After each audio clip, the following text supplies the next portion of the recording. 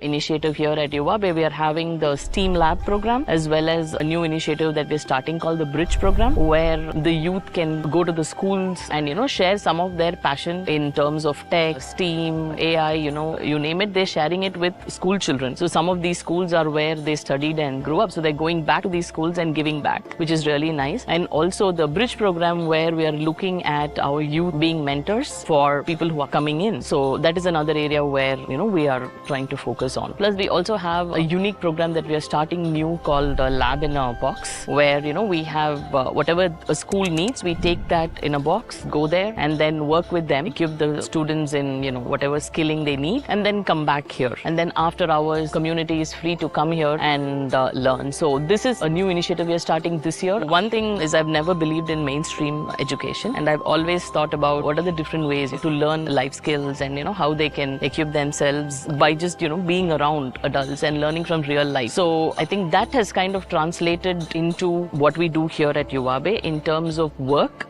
because there's no 6-month training they undergo and then they go to job. So that is not the model here. So they are put onto real projects and mentored along the way, which is a real way of learning, because then it sticks, rather than going through a course for 6 months and then trying to see what works for you, right? Sometimes what you work might not be completely relevant to what you learned at all. So most of the learning that happens here at Yuva is on the job. So this translates very well to what I believe. You learn as you do, not just study and then go find an employment and then try to bridge the gap.